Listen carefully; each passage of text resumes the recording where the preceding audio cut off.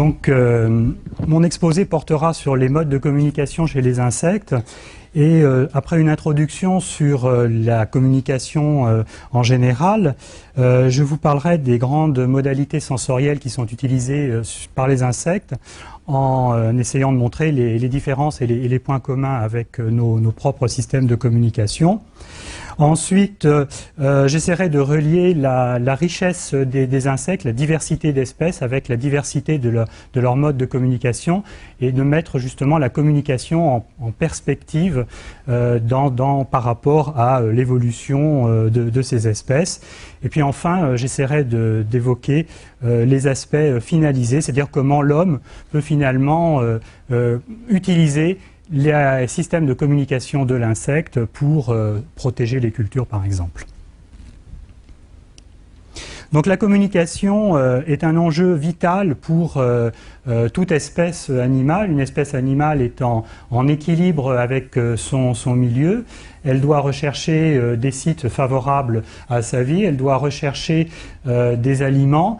Rechercher également et reconnaître des partenaires. Donc on voit que pour sa biologie, pour son comportement alimentaire, son alimentation, pour sa reproduction, elle a besoin de prendre des informations dans son milieu et elle a besoin d'échanger également des informations avec ses congénères. Donc tous ces échanges de messages, toutes ces prises d'informations constituent une communication qui n'est pas véritablement un langage comme on peut avoir chez des espèces évoluées, comme chez les mammifères ou comme chez l'homme, mais constituent néanmoins des systèmes complexes avec leurs règles et leurs codes. La communication remplit en effet une diversité de fonctions. Par exemple, localiser une ressource alimentaire. On voit ici une abeille qui est en train de butiner. Elle a recueilli du pollen sur les fleurs. Elle ne va pas visiter toutes les fleurs indifféremment, mais elle va aller vers les fleurs qui seront les plus riches en pollen. Et pour cela, elle va savoir reconnaître à la fois les couleurs et les odeurs des fleurs. Elle réagira spontanément aux couleurs, mais elle apprendra petit à petit à associer les odeurs aux couleurs des fleurs qui sont les plus riches en nectar. Ces mêmes abeilles ou ces mêmes hyménoptères peuvent aussi marquer certains sites, certains territoires en utilisant donc des phéromones qu'elles vont déposer sur la végétation. Et la danse des abeilles qui signale donc les emplacements des ressources alimentaires au niveau de la ruche après le retour de l'abeille à la ruche sont bien connus. Donc il y a à la fois un besoin de localiser la ressource, de la retrouver, mais aussi une fois qu'on a retrouvé cette ressource, de prévenir les congénères de la présence d'une ressource alimentaire importante. Les signaux peuvent également servir à éloigner un prédateur. Vous avez beaucoup d'espèces d'insectes qui ont des couleurs très voyantes, avec des rouges et des noirs, qui sont des couleurs d'avertissement, des signaux de danger. Souvent, ce sont des espèces qui contiennent des substances toxiques ou des espèces qui miment les insectes qui ont des substances toxiques. On parle alors là de couleurs aposématiques, qui sont donc pour les vertébrés des signaux de danger et font que les insectes ont une protection contre leurs prédateurs en se mettant bien en évidence.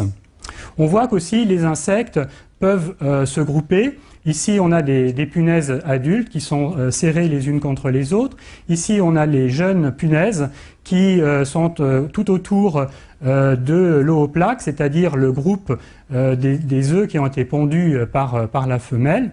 Donc on voit que même chez des espèces qui ne sont pas des espèces à proprement parler sociales, on a des phénomènes de grégarité qui font que ces animaux doivent échanger des signaux pour se retrouver ensemble, par exemple pour s'abriter des conditions météorologiques défavorables, trouver des sites d'hibernation ou se protéger des prédateurs, chaque individu d'un groupe étant moins exposé que s'il était isolé. Certains insectes utilisent également des signaux pour marquer un site.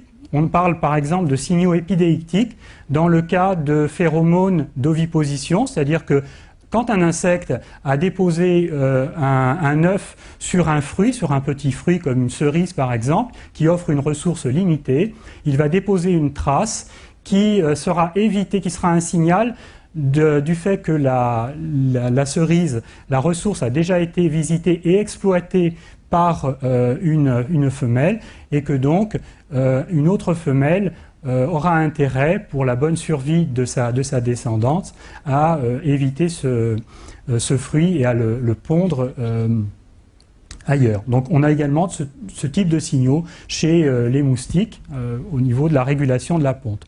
Donc on voit que le besoin de communiquer est vital pour la reproduction, pour l'alimentation, pour la ponte, pour la survie de la descendance. Un deuxième élément qu'il est important de considérer quand on regarde l'univers sensoriel des insectes, c'est ce que Husküll a appelé l'Umwelt des insectes dès 1919.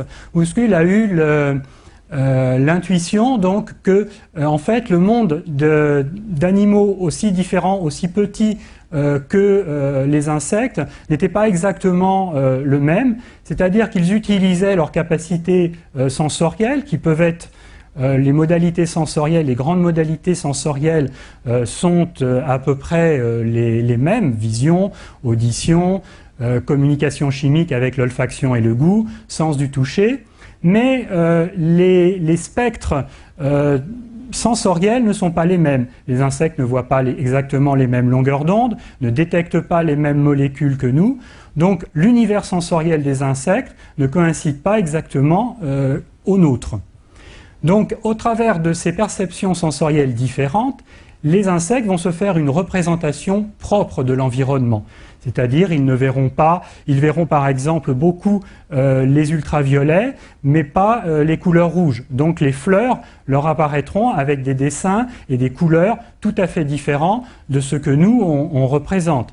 Ils verront la lumière polarisée, donc ils pourront s'orienter par rapport au soleil, même dans un ciel couvert, mais verront assez mal les formes. Détecteront très bien le mouvement, ils pourront avoir des perceptions très très rapides de changements dans leur environnement, mais auront des résolutions un petit peu moins bonnes que les nôtres. Et ce qui définit enfin l'Umwelt des insectes, ça va être aussi des conduites spécifiques et adaptées, justement, qui vont résulter de ce monde de signification. Par exemple, une phéromone sexuelle d'un papillon qui va attirer les mâles de ce papillon sera pour nous une odeur que l'on détectera très peu et qui n'aura aucune signification. Donc on peut identifier la molécule qui est responsable de cette activité, on peut la caractériser chimiquement, donner sa fonction, donner son nombre d'atomes de carbone, mais pour nous, elle n'aura aucune signification. Au contraire, chez l'insecte, même la molécule de synthèse déclenchera une réponse très forte de l'animal.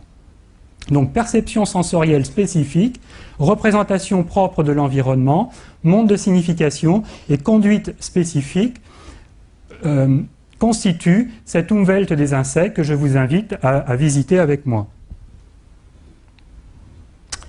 Alors je vous ai dit que les insectes pouvaient utiliser les modalités sensorielles que nous connaissons bien, la vision, l'audition, les vibrations qui sont une forme d'audition mais transmise par le substrat, donc pas transmise par l'air, l'olfaction, la gustation et le tact.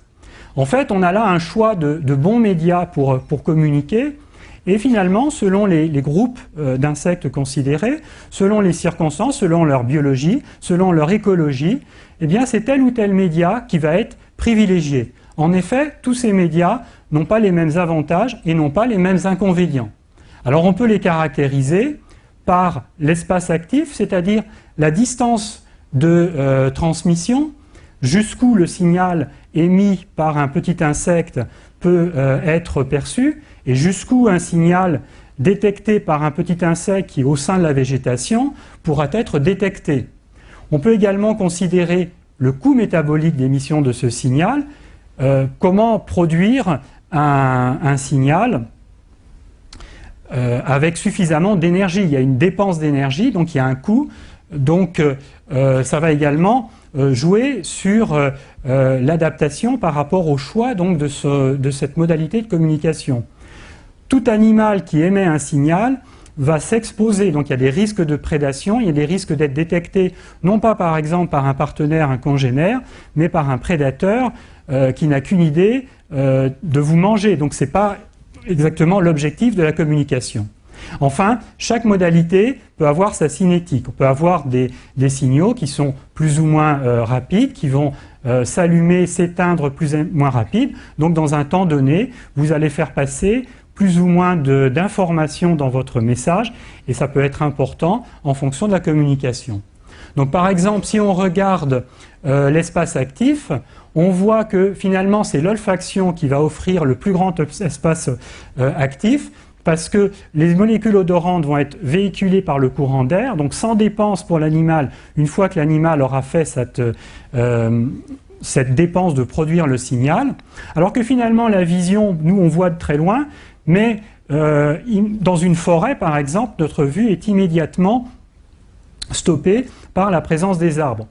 À l'échelle des insectes, une pelouse, c'est déjà une forêt. Le coût métabolique d'émission du signal est également très très différent. Tout le monde connaît le chant des cigales, qui s'entend très bien, mais ça coûte très cher à une cigale en termes de dépenses énergétiques de produire ces stridulations. Il faut faire un gros effort pour produire des chants qui portent loin. Au contraire, des modalités qui agissent à courte distance, comme un signal gustatif, par exemple la présence de cire cuticulaire, coûte très peu à l'émission.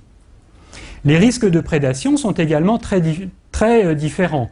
La vision, l'audition sont des sens qui exposent beaucoup à la prédation. Pourquoi? Parce que, bon, d'une part, les signaux qui sont émis ne sont pas spécifiques, c'est-à-dire qu'une couleur très voyante est très bien détectée par un vertébré.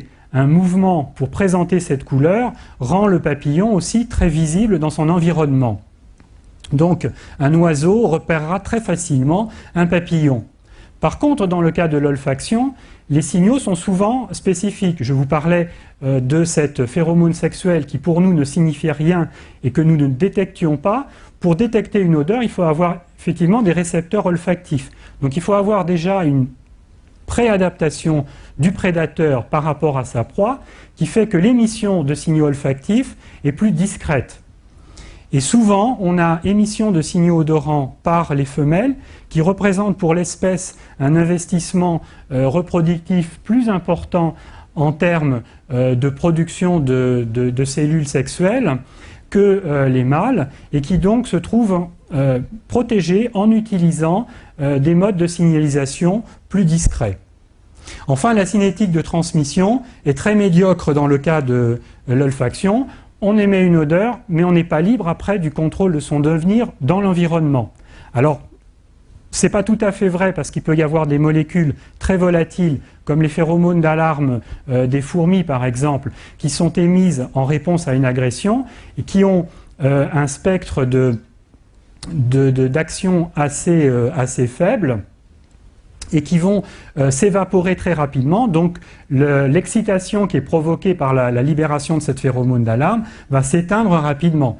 Au contraire, les phéromones de papillons sont souvent des molécules beaucoup plus lourdes qui vont cheminer sur de grandes distances et créer une piste plus durable.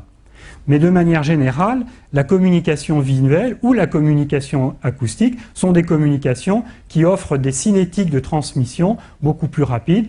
L'insecte fera passer des messages de manière beaucoup plus rapide, avec un contenu sémantique plus important dans un temps plus court.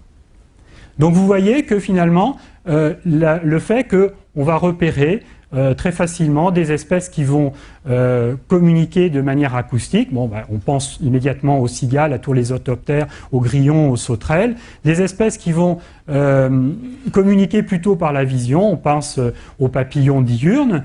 Des espèces qui communiqueront par l'olfaction, on pense aux papillons nocturnes.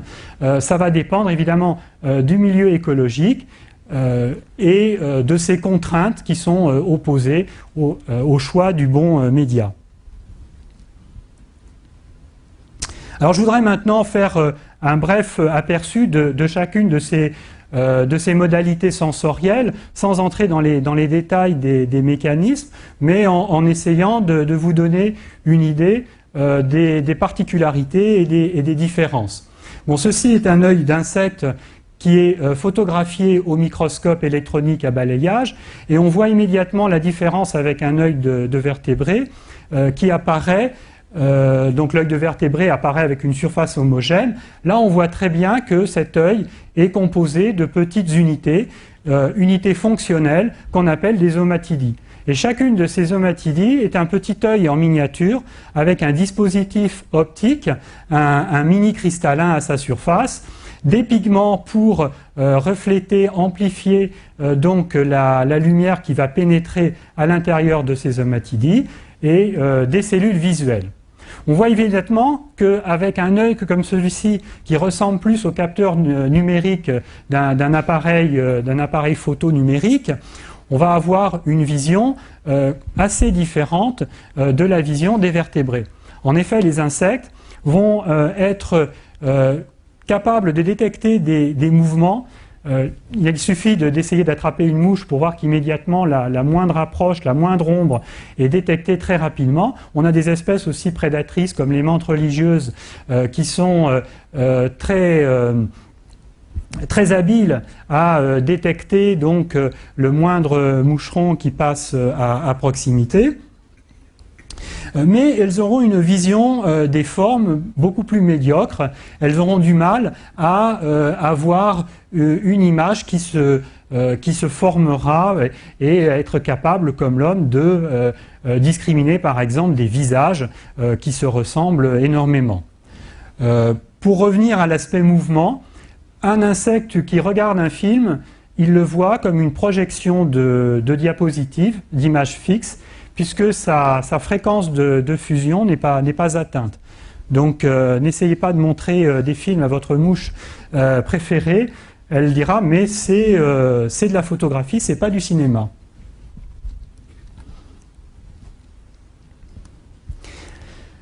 Alors pour produire leurs signaux visuels, les insectes donc ont plusieurs possibilités. J'opposerai ici ce qu'on peut appeler des couleurs structurales, qui sont des couleurs métalliques, des coléoptères ou de certains papillons, qui sont produites par des phénomènes physiques, comme des phénomènes de diffraction.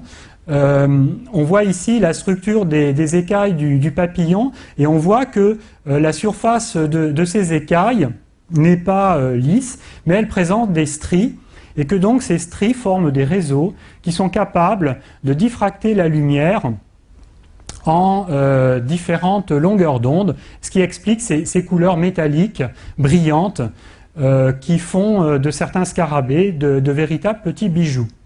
Mais les écailles contiennent également des pigments, et on a tout un ensemble de couleurs pigmentaires comme on voit ici chez ce papillon, des différentes couleurs dans les bruns et dans les jaunes qui sont dues à la présence de pigments que le papillon a synthétisés et qui sont contenus dans ces écailles. On peut également avoir des phénomènes de diffusion par les particules qui sont à la surface de la cuticule des insectes et qui peuvent diffuser différemment différentes longueurs d'onde en fonction donc de la taille de ces particules par rapport à la taille de ces longueurs d'onde. L'ensemble couleur structurale, donc diffusion et diffraction, couleur chimique, peut se combiner pour donner toute la palette des couleurs qu'on va observer dans le monde des insectes. À quoi servent les couleurs? En fait, on pourrait dire les couleurs, ça sert à la communication. En fait, c'est pas aussi simple que ça, puisque pour un papillon, les couleurs qu'il va afficher sur ses ailes vont être un compromis entre trois exigences. Il va falloir qu'il se montre pour trouver un partenaire, pour trouver une femelle, pour défendre un territoire.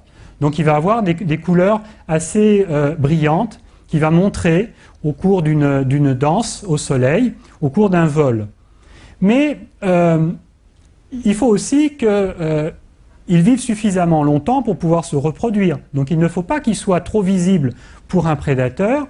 Alors il a deux façons de se cacher des prédateurs. Il peut se cacher effectivement par des couleurs cryptiques, par un mimétisme, ou alors il peut se cacher au contraire en se rendant très visible, mais en se rendant dangereux. Donc il peut afficher des ocelles qui pour un vertébré vont être un signal d'un animal très dangereux, d'un animal plus gros que sa taille réelle. Donc il va bouger les ailes pour montrer ses ocelles, ou alors il va mimer les couleurs d'avertissement qui vont être utilisées par des espèces qui seront toxiques. Donc une espèce qui est toxique, qui contient des substances qu'elle a par exemple prises en mangeant des plantes toxiques et qu'elle va séquestrer à l'intérieur de son corps, aura un goût amer pour un vertébré, voire rendra malade le jeune oiseau inexpérimenté qui la consommera. Eh bien, on a toute une cohorte d'espèces qui vont mimer ces couleurs. Et c'est ainsi qu'on va retrouver des couleurs d'avertissement, les bandes jaunes et les bandes noires, les rouges, chez les insectes. Un hyménoptère qui pique va avoir des couleurs jaunes et noires, mais les insectes qui sont inoffensifs, comme les mouches syrphidées ou certains lépidoptères, vont mimer ces couleurs et donc seront soigneusement évités par les vertébrés par cet affichage de couleurs qui est une autre façon finalement de se cacher. Il est remarquable de constater que ces couleurs d'avertissement sont également utilisées par l'homme. Un chantier est signalé par des bandes jaunes et noires. Les panneaux de code de la route qui signalent des dangers utilisent le rouge. Et enfin, il y a une utilisation de ces couleurs qui est peut-être moins fréquente, qui est celle de capter l'énergie ou de la diffuser. En effet, un papillon, enfin tous les insectes ne contrôlent pas la température de leur corps, donc sont dépendants de la température extérieure. Et un papillon, pour prendre son vol, a besoin d'une température interne assez élevée, de 36 degrés. Et si l'activité de ces muscles alaires produit beaucoup d'énergie, il faut qu'il émettent de la chaleur pour justement refroidir son thorax. Ces ailes jouent un peu le rôle de radiateur et des couleurs brunes vont absorber beaucoup plus d'énergie lumineuse, donc vont permettre au papillon de s'envoler plus rapidement.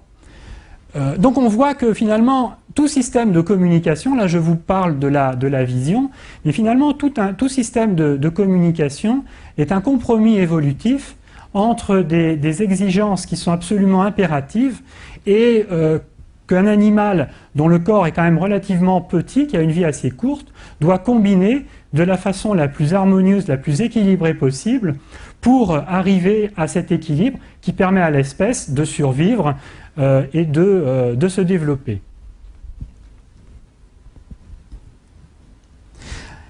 Alors les insectes sont également producteurs de lumière. Les couleurs, ce sont des phénomènes donc de réflexion, enfin d'utilisation du spectre solaire.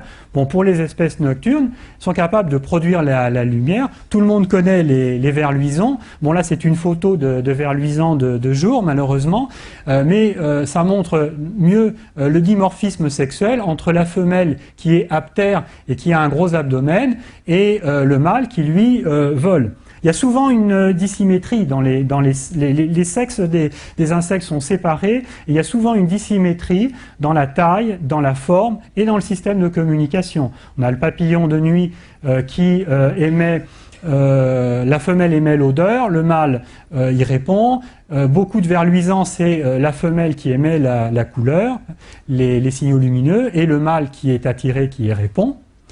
Donc la source de cette fluorescence, de cette luminescence, est dans des glandes, des organes spécialisés. Et ça, c'est un mécanisme en 3 étapes qui met en œuvre des enzymes qui vont exciter une molécule qui s'appelle la luciférase, et donc produire une luciférase avec un niveau d'énergie plus élevé qui ensuite va être oxydée en oxyluciférine, et cette oxyluciférine, de manière spontanée, va revenir à son état d'équilibre de base en émettant des photons. Donc on a un processus biochimique complexe qui produit ce qu'on peut qualifier de lumière froide, donc les lampires, les verres luisants, étant leur propre torche lumineuse. Alors un autre mode de communication, c'est la communication acoustique. Tout le monde connaît évidemment le chant des cigales qui, par donc les journées chaudes de Provence, chante sans arrêt et évoque assez bien donc l'idée de vacances, de soleil. Je ne m'étendrai pas sur cette communication acoustique qui est bien connue, mais je voudrais vous parler plutôt d'autres modes de communication qui est la communication par vibration. En effet, pour produire des sons qui sont transmis par l'air, pour un petit animal, c'est pas si facile que ça. Alors ces sons sont produits par des dispositifs de stridulation, c'est-à-dire qu'il y a des frottements de différentes parties du corps de l'insecte, par exemple une aile qu'on appelle une élytre contre la partie du corps qui porte les ailes qu'on appelle le thorax, et donc ce frottement va produire le son. Le son va être recueilli par des organes qu'on peut qualifier de tympans, puisque finalement c'est une membrane mince de cuticule qui va être mise en mouvement par les vibrations de l'air, qui va donc recueillir ces sons, et les vibrations de cette membrane vont exciter des cellules nerveuses qui sont parfaitement accordées à la fréquence de ce son et vont produire l'influx nerveux qui ira jusqu'au centre sensoriel de l'insecte. Alors, je vous disais que les insectes avaient quelquefois un petit peu de problème à produire des sons suffisamment énergétiques. Ils peuvent se construire des dispositifs d'amplification. On connaît le cas de certains grillons qui chantent à l'entrée d'une loge en terre dont la fonction est de servir de caisse de résonance, un peu comme un instrument de musique. Donc il y a une caisse de résonance externe à l'insecte qui lui permet d'émettre un son plus puissant. Ces émissions sonores sont souvent liées à des comportements territoriaux, l'insecte signalant sa présence et son territoire. Donc je vous disais que je voulais vous parler un peu plus en détail d'un mode de communication qui est un petit peu moins connu, qui est celui des vibrations. Alors les vibrations, ce sont des signaux qui ne sont pas transmis par l'air, mais qui sont transmis par le substrat. La transmission d'un signal au travers d'un milieu solide est très efficace et moins coûteuse en énergie pour l'animal, et en plus elle est plus discrète, puisque un prédateur ne pourra pas la détecter à une distance aussi longue avec ses oreilles, et un vertébré n'aura souvent pas l'équipement sensoriel pour détecter des petites vibrations. Donc le substrat pour les insectes phytophages, eh bien c'est la plante. Ici c'est un pied de haricot, et ces deux insectes sont des punaises. Les punaises sont bien connues pour les odeurs.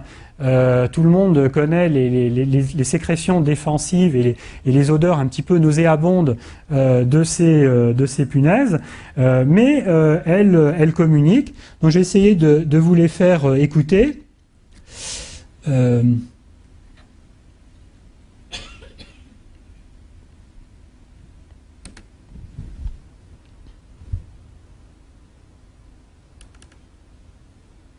Alors ça devrait partir.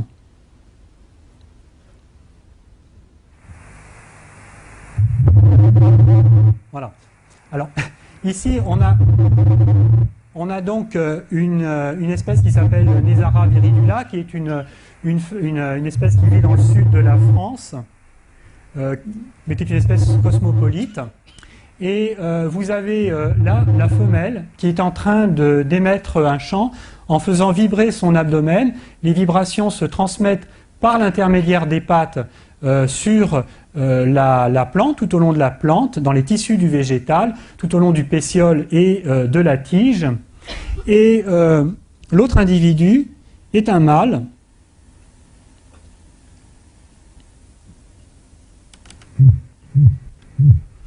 qui, lorsqu'il va percevoir le chant de cette femelle, va avoir plusieurs types de réponses. Premier type de réponse, il va répondre par ce chant que vous entendez, qui est différent. Alors, on a étudié ces chants, on a vu qu'il y avait différentes formes de chants adaptés à différentes circonstances, des chants de rivalité entre mâles, des chants femelles d'appel, des chants d'acceptation, des chants de cours. Donc, premier comportement de ce mâle, c'est d'émettre ce chant qui va pousser la femelle à continuer à chanter. Deuxième comportement, c'est de rechercher l'origine de ce chant. Donc vous voyez que là, le mâle est sur la tige. En fait, il a réussi à remonter la tige en suivant les lignes de transmission des vibrations. Et ici, il arrive à un carrefour. Il se pose la question de savoir donc si le chant vient de la feuille gauche ou de la feuille droite. Et il est capable de détecter l'origine des vibrations et la spécificité de ce chant avec ses pattes. Il a des organes qui détectent les vibrations du substrat. Donc le deuxième type de comportement que présente ce mâle en réponse à ce chant, c'est ce déplacement orienté très caractéristique, fait de marches très rapides avec des arrêts au cours duquel le mâle teste la plante. Et puis il y a un troisième type de comportement qui ne se voit pas sur cette photo, mais qui est très important, qui est de le stimuler sa production de phéromones sexuels, qui est donc le signal qui aussi va déclencher l'acceptation et attirer les femelles. Donc vous voyez qu'on a un comportement acoustique par l'intermédiaire de vibrations assez riche chez un insecte qui est plutôt connu pour ses odeurs. Autre particularité, vous connaissez le film L'homme qui parlait à l'oreille des chevaux. Il est également possible de parler à l'oreille des punaises, puisqu'on peut, à l'aide d'un microphone qui est placé sur la tige de la plante, recueillir ces signaux et ensuite, avec un haut-parleur qu'on applique sur la tige, les rejouer de la même façon que je vous les ai passés ce soir.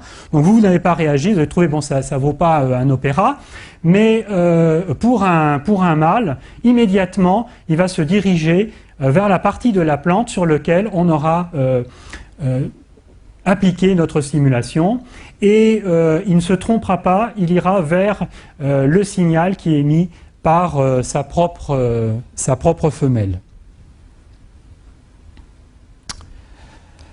Alors, autre modalité qui est importante pour l'insecte, c'est le goût. Je vous ai mis le goût ou sentir avec les pattes.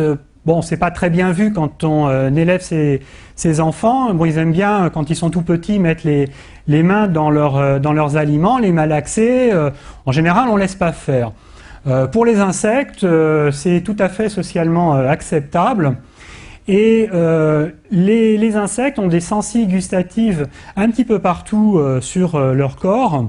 Et en particulier, ce qui est intéressant, c'est ce groupe de papillons ici, ce sont des héliconides, donc des papillons qui sont inféodés aux fleurs de la passion, chaque espèce de papillon consommant une espèce bien particulière de plantes, donc ils ont un sens botanique assez aigu. Et le sens botanique des papillons est particulièrement important pour les femelles. En effet, c'est la femelle qui va déposer les œufs sur la plante hôte qui va être capable de nourrir les petites chenilles qui sont très peu mobiles. Et donc le choix de la plante pour l'espèce est extrêmement important. Si la femelle se trompe, les petites chenilles ne trouveront pas à s'alimenter. Et dans le cas des héliconides, par exemple, ces pontes peuvent être tout à fait dramatiques. Ces erreurs de ponte peuvent être dramatiques. On peut avoir par exemple des chenilles qui vont se trouver sur une plante qui aura toute une pilosité, et après éclosion, la chenille rampera sur la plante sans arriver à atteindre la feuille, et donc mourra de faim rapidement. Les plantes ayant développé tout un ensemble de mécanismes de défense qui peuvent être des moyens mécaniques comme les poils ou des moyens chimiques comme des substances toxiques. Donc, bref, pour l'espèce, reconnaître la plante est très important. Alors, chez ces papillons, le mode de reconnaissance de la plante est assez original, assez intéressant. Vous savez que les papillons ont 3 paires de pattes, 6 pattes, et qu'habituellement, ils utilisent leurs 6 pattes pour marcher. Eh bien, ces papillons ne marchent que sur 4 pattes, et mâles et femelles ont les pattes antérieures qui sont spécialisées, et chez la femelle, elles sont encore plus spécialisées que chez le mâle, puisqu'elles portent un ensemble sensoriel qui est constitué de cette forte épine cuticulaire et de ces grandes soies. Je ne sais pas si vous pouvez distinguer, à l'extrémité de chacune de ces soies, on a un pore, et ce pore est la voie d'entrée de molécules. Et la femelle qui va arriver sur une plante haute potentielle, qui l'aura attirée par sa couleur ou par son odeur, va tambouriner. Et on a un comportement très caractéristique qui est même, quoique très, très faible d'intensité, qui est même audible. On entend la femelle tambouriner. Et au cours de ce tambourinage, elle va mettre en contact l'extrémité de ses pattes et donc ses soies gustatives avec la surface de sa plante. Et elle va ainsi goûter la plante et elle va confirmer son choix de ponte avant de pondre. Alors on a d'autres, évidemment, d'autres sensibles gustatifs sur le corps de l'insecte, en particulier autour des pièces buccales, puisqu'elles sont très importantes pour le comportement alimentaire. Mais je voulais vous parler donc de ce comportement de tambourinage qui est assez original. Alors, une modalité sensorielle qui m'est plus chère, puisque je travaille sur l'olfaction depuis de nombreuses années, c'est l'olfaction. Et les insectes sentent les odeurs avec leurs antennes, qui sont donc cette paire d'appendices portés par la tête, qui prend des formes très différentes selon les espèces. On voit ici par exemple chez ce lucane que les antennes ont des formes en lamelles. On a des espèces de lamelles qui peuvent s'écarter plus ou moins selon l'état d'excitation de l'animal. On a des antennes en massue chez ce rhincophore. On a des antennes filiformes chez cette punaise ou chez ce zygène, un papillon diurne, avec donc cette forme également un petit peu en corne de bélier. Donc malgré leurs formes différentes, toutes ces antennes servent à sentir les odeurs. Et on va regarder un petit peu comment elles sont construites chez un insecte un peu désagréable, mais qui nous est familier, qui est donc la mite des vêtements, qui consomme toutes les fibres d'origine animale qu'on peut avoir dans nos garde-robes. Donc voici la mite, Tineola bicelluella, qui est un petit animal assez discret, beige, avec donc ces longues antennes assez fragiles. Alors si on regarde un premier grossissement ces antennes, on voit qu'elles sont recouvertes d'écailles. Elles ont une organisation en segments, et chacun de ces segments est recouvert d'écailles. Alors quand on regarde un grossissement un petit peu plus élevé, et en ayant enlevé toutes les écailles du papillon, on voit apparaître un autre type de structure, qui sont ces espèces d'oreilles. Les auteurs, les anatomistes qui les ont décrits, leur ont donné un nom latin qui s'appelle, qui rappelle leur forme d'oreille, Sensilia auricilia. on voit donc des espèces de petites palettes, de petites raquettes, de petites oreilles de lièvre, qui sont donc le siège de l'olfaction. Alors comment sont construites ces sensilles? Je m'attarderai un petit peu sur la description de ces sensilles parce que c'est quelque chose qui est important pour l'insecte. C'est une unité morpho-fonctionnelle de détection. Vous savez que le corps des insectes est recouvert d'une cuticule qui les protège, qui les isole du milieu environnement. Et évidemment, détecter des stimuli, ça suppose un interfaçage entre le stimulus extérieur et des cellules nerveuses qui sont fragiles. Et en fonction des modalités sensorielles, ce ne sont pas les mêmes spécialisations anatomiques, ça ne va pas être la même forme. Mais c'est le même schéma de construction de base, que ce soit pour le goût, que ce soit pour le toucher ou que ce soit pour l'olfaction. On a des cellules d'origine épidermique qui vont se différencier en cellules nerveuses, donc qui auront cette fonction de traduire l'énergie du stimulus en un influx nerveux qui sera transmis au cerveau de l'insecte, et des structures accompagnatrices qui vont constituer l'enveloppe et le dispositif mécanique, physique, qui permettra aussi la condition du stimulus. Alors, dans le cas de l'olfaction, l'olfaction, c'est la perception de molécules odorantes qui sont dans l'air. Il faut que ces molécules qui sont dans l'air, elles arrivent jusqu'aux neurones, et elles arrivent par l'intermédiaire de pores qui sont percés dans cette cuticule. Il faut que l'échantillonnage de molécules odorantes soit le plus efficace possible. Donc pour ça, on a une soie qui est assez longue, avec donc une multitude de pores et beaucoup de ces sensilles sur une antenne, ce qui permet une sensibilité très élevée. Et puis des récepteurs, des molécules de récepteurs protéiques qui sont donc sur la membrane de ce neurone, et ce neurone qui va se projeter jusque dans le cerveau de l'insecte. Donc le neurone va reconnaître de manière spécifique certaines molécules du mélange odorant et va traduire ce message nerveux jusqu'au cerveau de l'insecte. Voilà, il y a toutes sortes de types de sensilles olfactives. Vous avez donc ces longues soies, vous avez des sensilles en forme de cavité, vous avez des sensilles en forme de plaque avec une surface cuticulaire très contournée, les pores qui permettent l'entrée des molécules et les cellules nerveuses qui sont juste en dessous, qui se ramifient, assurant un contact maximum entre l'air et les récepteurs. Vous avez ici la coupe d'une sensille, d'une soie olfactive de type basiconique, toutes ont reçu des noms barbares, avec donc les neurones à l'intérieur et les molécules odorantes qui peuvent pénétrer. Et on va retrouver ces sensilles sur les antennes des différentes espèces d'insectes et d'autres types de sensilles qui correspondront aux autres modalités sensorielles. Alors l'émission du signal chimique est souvent produit, donc ce signal chimique est souvent produit au sein d'une glande spécialisée, et donc on voit ici une femelle de zygène qui présente ce qu'on appelle un comportement d'appel. Elle est immobile et elle a dévaginé l'extrémité de son abdomen et elle expose la surface de sa glande à phéromones, et les molécules qui composent le bouquet phéromonal vont être libérées et entraînées par le courant d'air pour attirer les mâles.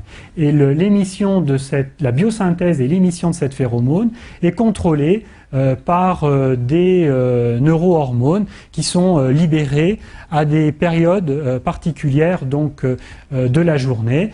Donc l'insecte contrôle ainsi l'émission de son signal. Alors il y a quelque chose qui est assez fascinant dans la communication olfactive, c'est les capacités d'un insecte à retrouver un signal odorant.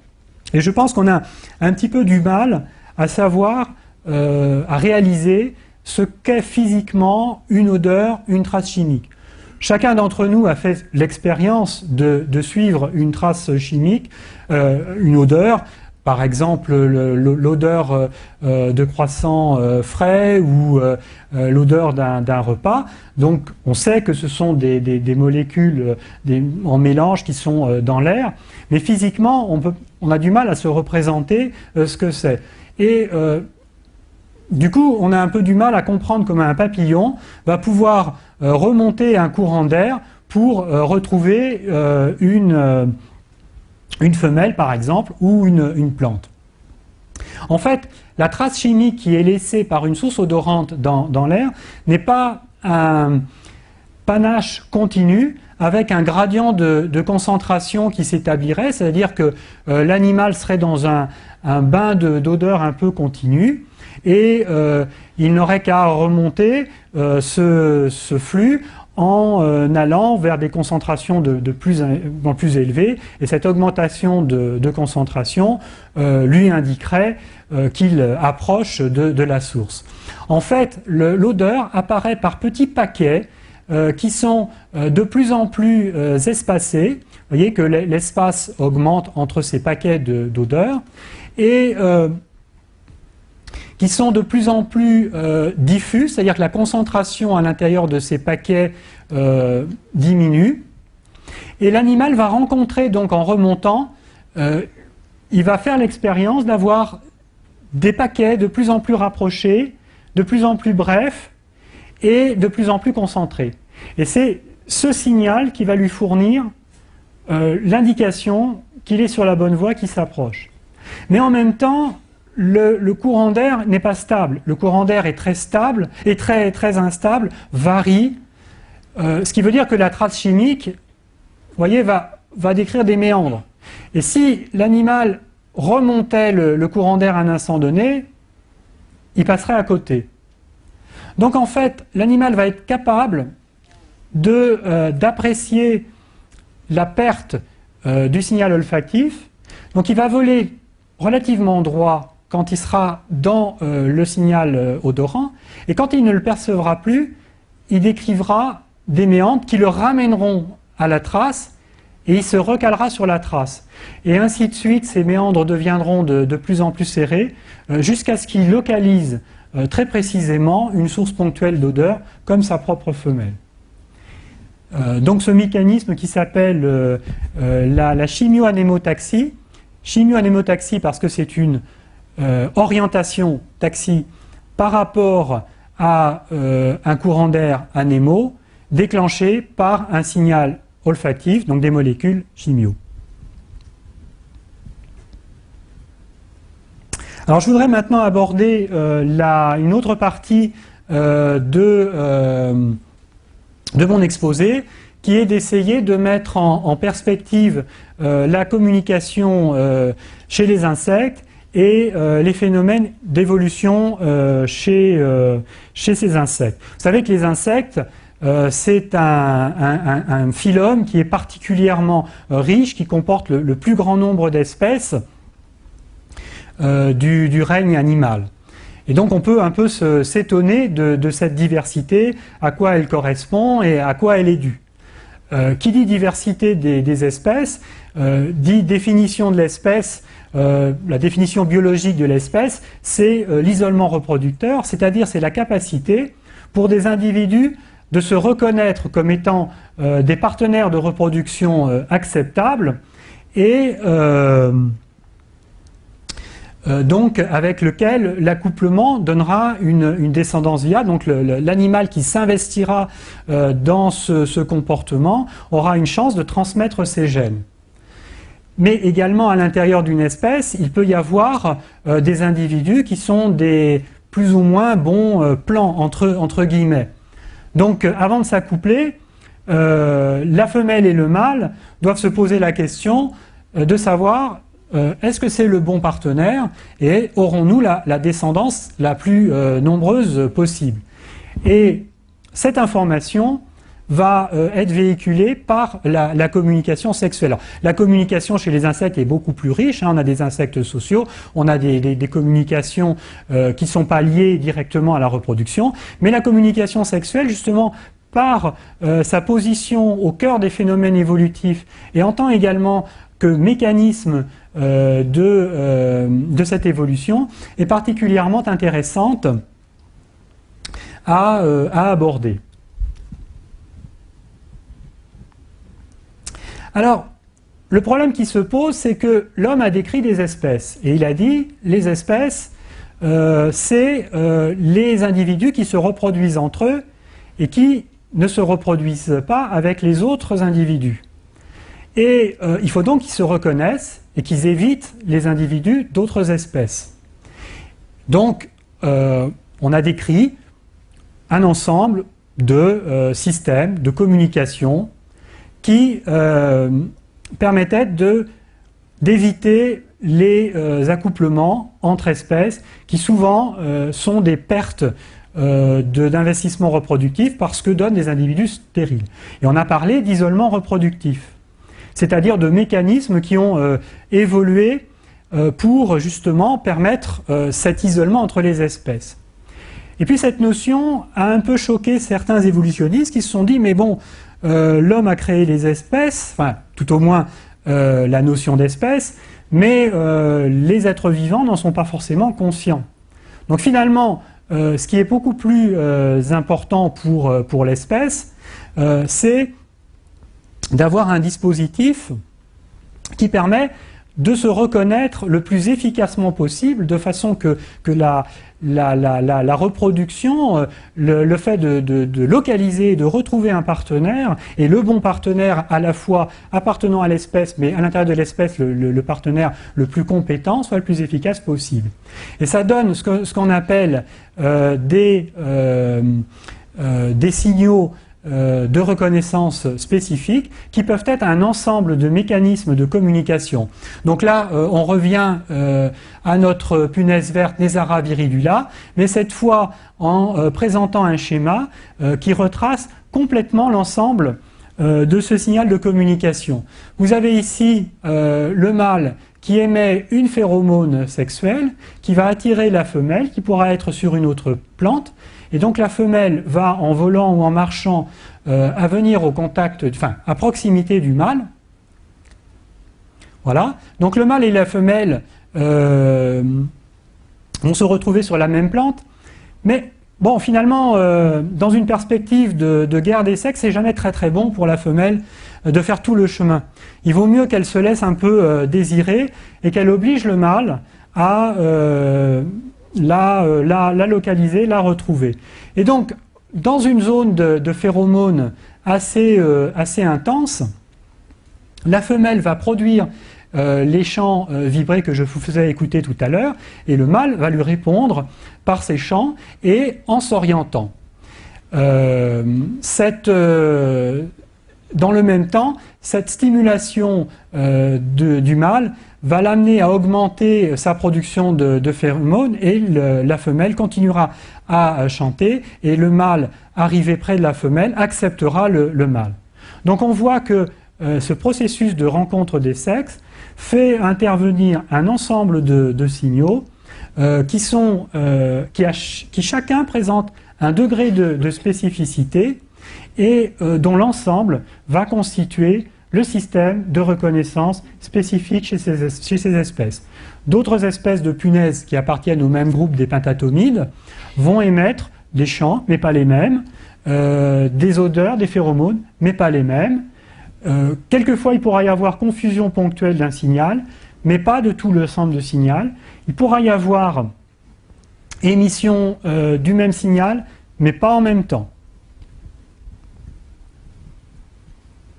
Alors reconnaître l'autre, ça peut également passer par ce qu'on appelle des signaux d'exclusion. Donc là il y a un schéma un petit peu compliqué, mais très simplement, vous avez cette espèce, donc vous voyez la femelle avec sa glande à phéromones, qui émet une molécule qui est un acétate, bon, qui est représenté ici, et également des aldéhydes. Donc acétate plus aldéhyde sont reconnus par des neurones qui sont contenus dans ces sensiles, des neurones spécialisés, et tant qu'il y a de l'acétate et qu'il y a de l'aldéhyde, tout va bien, le mâle est attiré. Et il suffit que il y ait un petit peu de cet alcool, qui est donc finalement une molécule très proche, hein, qui peut se produire simplement par hydrolyse, qui va être émise par des femelles d'une autre espèce, pour que les femelles qui émettent cet acétate plus cet alcool ne soient pas reconnues. Donc vous avez un renforcement en fait de la spécificité par ce qu'on appelle des signaux d'exclusion. C'est ainsi que ces phénomènes peuvent se présenter dans d'autres modalités sensorielles, dans la communication acoustique, mais c'est ainsi que l'isolement reproducteur entre les espèces va être permis non seulement par la reconnaissance du soi, mais aussi également par la reconnaissance du non-soi de l'autre espèce par ces substances étrangères. Alors, puisqu'il est si important de reconnaître sa propre espèce, on pourrait attendre ce qu'on appelle une évolution stabilisatrice, c'est-à-dire une très forte stabilité du signal sexuel, et donc peu d'évolution. En effet, si un insecte émet un signal blablabla, peu importe lequel, bon, on peut considérer qu'il est bien adapté à un comportement de cours. Un individu du même sexe appartenant à la même espèce reconnaîtra ce blablabla de façon très efficace. Mais bon, un individu, pour une raison génétique, se met à émettre un signal un petit peu différent, blablabli, qui rendra complètement perplexe le receveur potentiel. S'il n'a aucun receveur, tout s'arrête là et le gène disparaît de la population ou reste à un état latent, apparaît avec une probabilité très faible. Par contre, s'il trouve quelques individus qui sont capables de reconnaître non seulement le blablabla, mais le blablabli, et qui vont être capables de s'accoupler, eh bien petit à petit, ce signal va se répandre dans la population, et on va avoir formation dans cette population de deux groupes qui vont être isolés d'un point de vue reproductif, puisqu'ils vont se reproduire entre eux. Et ça, c'est un mécanisme qui est extrêmement intéressant pour les évolutionnistes, puisque c'est un phénomène de spéciation sympatrique, c'est-à-dire qu'il y a formation de nouvelles espèces et isolement d'espèces qui sont en contact les unes avec les autres, alors que généralement les phénomènes les plus connus de spéciation se produisent lorsque les espèces dérivent dans des circonstances d'isolement géographique, quand elles sont séparées par des continents, des océans, et qu'elles n'ont plus aucun contact entre elles. Donc on voit que la communication sexuelle va être à la fois un moteur de l'évolution et un sujet de l'évolution, ce qui la rend particulièrement intéressant à étudier pour les biologistes. Alors un phénomène aussi qui est important dans l'évolution de ces systèmes de communication entre les sexes, c'est la sélection qui est interne à l'espèce, la sélection sexuelle, qui fait que pour les individus, eh bien, les femelles, par exemple, vont choisir les mâles qui auront telle ou telle caractéristique. Donc, par exemple, au travers de l'émission d'odeur, les mâles qui auront des tout petits pinceaux diffuseurs de phéromones, avec très peu de substances aphrodisiaques libérées, seront beaucoup moins attractifs que les mâles avec les gros pinceaux et les odeurs abondantes. Ça peut jouer sur la composition de mélange, ça peut jouer sur énormément de caractères. Et on voit donc que là, la sélection sexuelle va favoriser tel ou tel phénotype qui va se répandre dans la population. Il peut également y avoir compétition entre les mâles, dans le cas de comportements territoriaux, où les individus qui présenteront par exemple les cornes les plus grandes seront favorisés au niveau des combats pour la défense d'une petite galerie sur un tronc d'arbre, et donc petit à petit se formeront une tendance à la croissance de ces organes. Enfin, le cas extrême de la guerre des sexes dans le cas de la menthe religieuse, où les insectes développent, bon, là ça se termine très mal par le mâle, par donc le meurtre du mâle après l'accouplement. Tout ne finit pas aussi mal, mais il y a quand même beaucoup de cas où le mâle, au travers de mécanismes de communication, doit gagner la réceptivité de la femelle, l'empêcher de s'enfuir et diminuer son agressivité sous forme de différents cadeaux. Alors la communication n'est pas toujours honnête, il peut y avoir des tricheurs, et un exemple de tricheur, c'est cette araignée, les araignées bolas, qui ont un mode de chasse très particulier, puisqu'elles ne construisent pas de toile, mais elles ont une espèce de lasso terminé par une boule luante qu'elles font tourner pour attirer des papillons. Alors, bon, l'araignée est cryptique, elle a une coloration une forme qui la fait ressembler à une crotte d'oiseau, et elle est immobile, mais enfin, si elle devait attendre qu'un papillon passe à proximité, disons qu'elle risquerait de jeûner assez longtemps. Et donc elle a développé un mécanisme, elle fabrique la phéromone sexuelle des femelles d'espèces de papillons, et elle attire les mâles qu'elle va capturer à l'aide de son lasso. Donc elle a un régime alimentaire qui est basé exclusivement de mâles de quelques espèces de papillons, dont les femelles émettent spécifiquement cette phéromone que l'araignée est capable de mimer. Et il y a beaucoup d'exemples de tricheurs comme ça dans la nature, qui vérifient bien ce que je vous disais au départ, que communiquer, c'est toujours s'exposer, c'est toujours dangereux, sauf peut-être pour moi ce soir, j'espère. Et le plus grand des tricheurs, finalement, le tricheur dans cette communication chez les insectes, c'est finalement l'homme. Et l'homme a utilisé ces méthodes de communication, ces signaux, pour attirer les insectes qu'il voulait détruire ou pour les étudier. Donc on a ici le piégeage lumineux, qui est une méthode bien connue. C'est un travail qu'on effectuait en Guadeloupe. Donc on a cette réponse de différentes espèces de papillons qui se trouvent attirés par la lampe et qui viennent se poser sur des surfaces blanches. Les mécanismes ne sont pas très bien connus, mais c'est très efficace. Et donc c'est utilisé pour étudier les animaux, enfin faire des inventaires faunistiques.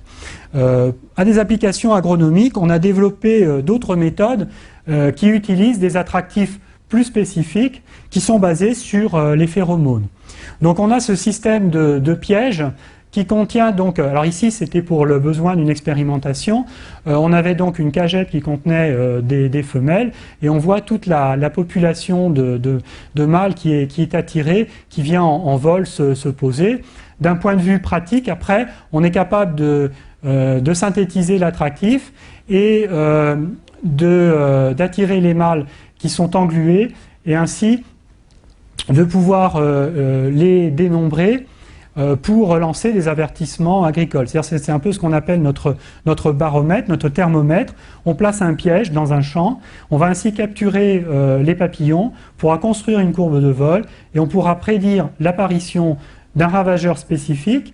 Il n'y aura pas besoin d'être entomologiste pour reconnaître le ravageur puisque son attractif sera spécifique et on va ainsi pouvoir planifier un traitement phytosanitaire au bon moment pour lutter contre cet insecte, ce qui permettra de diminuer le nombre de traitements insecticides. On a ici l'exemple d'un piège qui est appâté par des odeurs phéromonales. On utilise également des attractifs alimentaires et on peut utiliser également une lutte qu'on appelle par confusion sexuelle qui va consister à diffuser des quantités très importantes d'odeurs dans le champ, importante à l'échelle de la communication chimique de l'insecte, mais pas importante en termes absolus, qui vont donc brouiller le système de communication du papillon, qui sera donc, il n'y aura plus de reproduction, donc plus de dégâts avec les chenilles. Et donc je laisserai le mot de la fin à cette Calopteryx.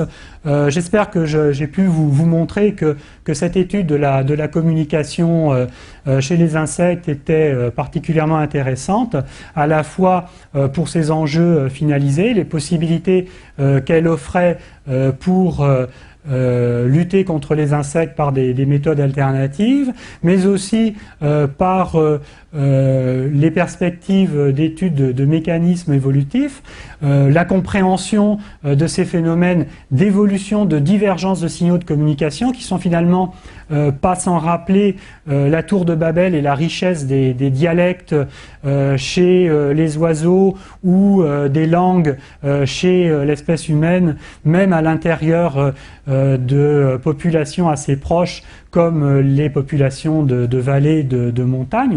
On a là un laboratoire naturel pour étudier ces phénomènes. Et puis également pour la beauté, la richesse de tous ces insectes. Je vous remercie.